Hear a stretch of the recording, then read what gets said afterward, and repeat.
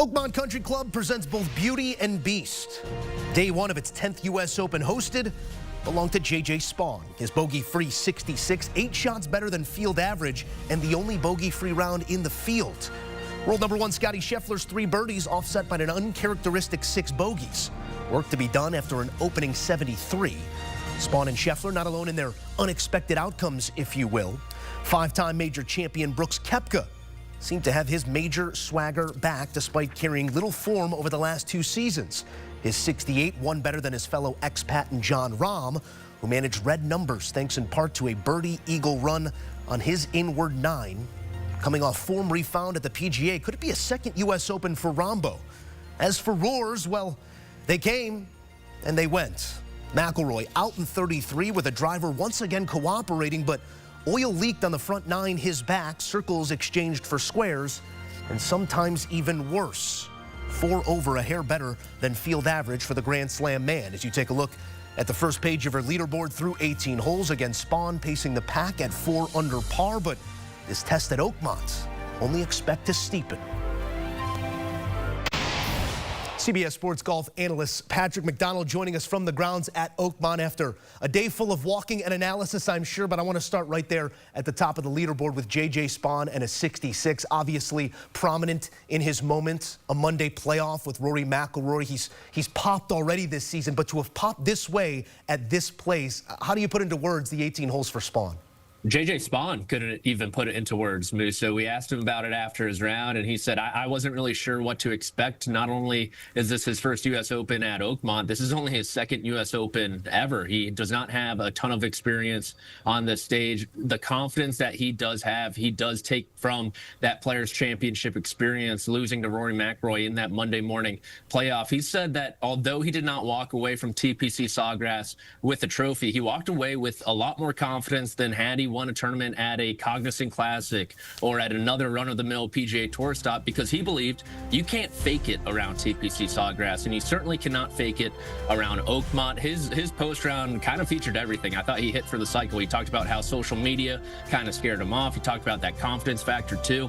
But Moose, in a championship that has been labeled for the big in brawny, here we have a 5'9", 34-year-old who kind of quote-unquote bunts it out there and got the job done effectively. The only bogey-free round, the second in the last 3 U.S. Opens held at Oakmont as well. And so this is a very confident guy, despite maybe lacking that pedigree. And Spaun is in line for one of the biggest rounds of his life tomorrow, seeing if he can keep this run going into the weekend. It's a astute observation. The places where he has contended are places that do punish the miss, and few punish it in the way that Oakmont does here. A 66, the only bogey-free round in the field, belongs to J.J. Spaun, not world number one Scottie Scheffler, who posts 73 on the opening day. And we could sit here and say, one, it's classic Scottie ball. He's lying in wait, patient in the way that he went about his business here in round 1. You could also say meat left on the bone, approach play not as sound as you'd like, a little bit worse than field average in driving. What do you make of the day for Scottie, and how does it project over the final 3 rounds of the U.S. Open? It was sloppy, plain and simple, sloppy. Some loose swings, maybe some bad breaks. You think about hitting the pin there on number 10. Hovland, Morikawa put it close. Scheffler put a good swing on it, too, from the middle of the fairway. He doesn't get rewarded for that.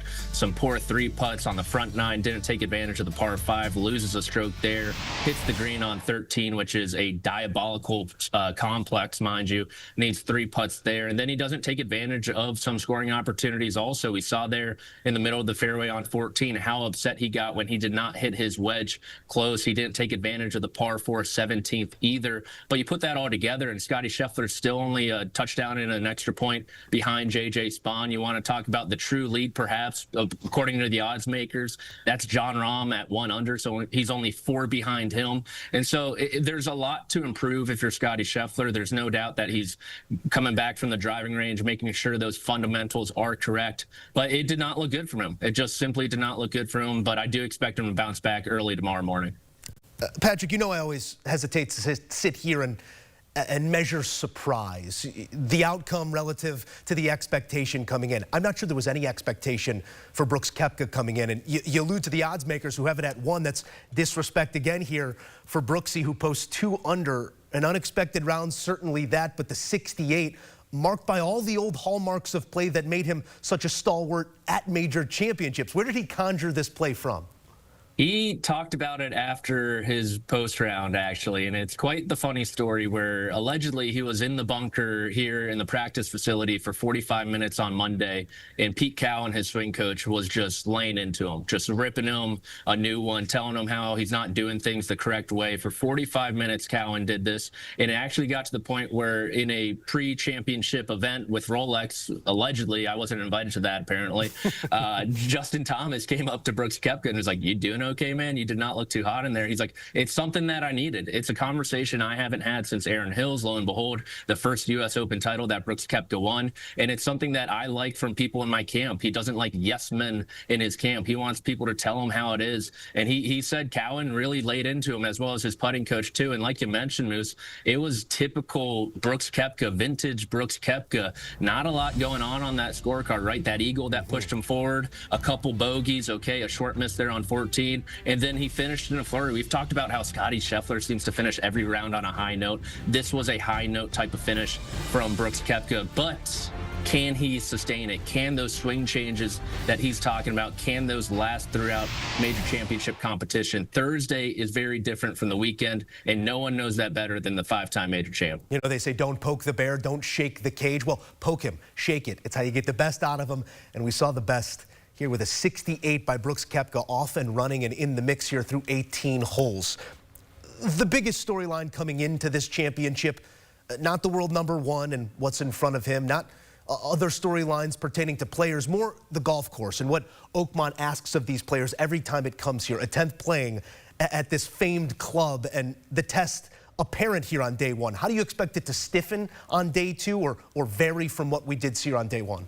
I think Adam Scott had the quote of the afternoon. He said, "It's not blow your brains out hard quite yet, but it could get there." He expects the winning score, if the rain does hold off, to be over par, to be around 4 over par, which is insane. That would mean JJ Spaun would have to give up 8 strokes to where he's currently standing. And so it really does all depend on that rain, because it was an absolute bear today for these guys. The scoring average just around 5 over par. Not a lot of breathing room. Yes, there were some scoring opportunities, but if you were out of position, you were just battling back, trying to make bogey. And so it really does come down to that rain forecast over the weekend. If it does come around and this place does receive a bit more moisture, then I believe the winning score will be in that under par range, maybe where JJ Spaun is right now, the same score that Dustin Johnson won this championship at in 2016. But as we saw, if you're just slightly off in any aspect of the game, the driver, you're missing fairways, the speed of the greens, you're slightly off, you're going to look like an idiot out here.